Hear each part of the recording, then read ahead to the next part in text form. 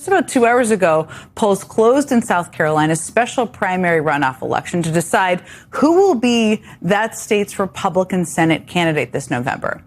After the special election on August 11, not that long ago, that race has come down to two candidates, conservative Republican Congressman Ralph Norman and the Trump-backed candidate Darlene Graham, the sister, of course, of the late Senator Lindsey Graham, who's currently serving out the remainder of his Senate term.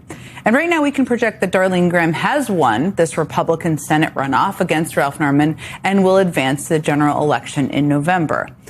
Now, it's also important to talk about how kind of we got here and what's been going on, because it was really just 6 weeks ago that at Donald Trump's request, Darlene Graham was appointed as the temporary replacement for her brother in the U.S. Senate. And most people at the time believed she would serve as kind of a placeholder, like honoring his memory, until a more qualified candidate came along to fill the seat permanently. That was the view at the time, which is why a lot of people were surprised when Trump chose to back Darlene Graham to be the party's official nominee for November.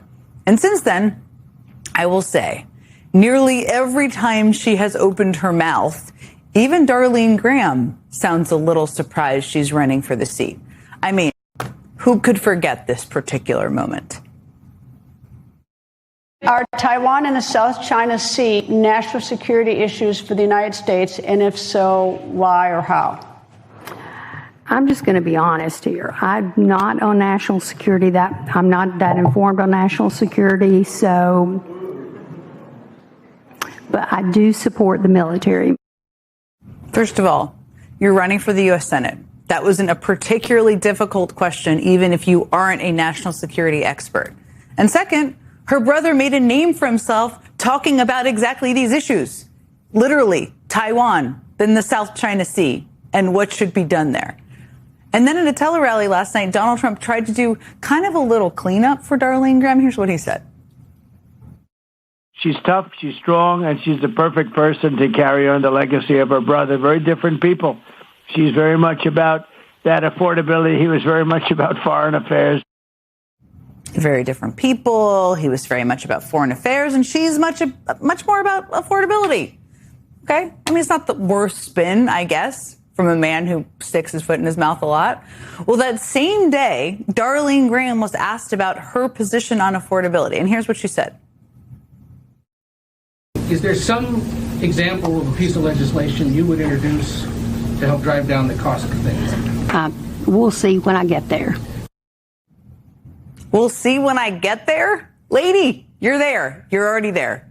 You were sworn into the United States Senate 6 weeks ago. You are a senator, a member of the U.S. Senate. How is that her answer? But Trump has gone all in. I mean, he held 2 tele-rallies, 1 actual in-person rally for Darlene Graham. According to the New York Times, Trump called up Republican politicians across the state of South Carolina and leaned on them to support her candidacy. And the PAC run by Trump's allies tapped its massive war chest, which they hardly ever do, to dump more than $800,000 into this race to support Graham in just a single day. That, by the way, just to put in context, is nearly a third of what that PAC has spent all year. In other words, in a year that the Republican Party faces massive headwinds in their fight to keep control of Congress, Donald Trump spent a whole lot of time, energy, and resources to help one Republican defeat another Republican in a race that Republicans are already favored to win.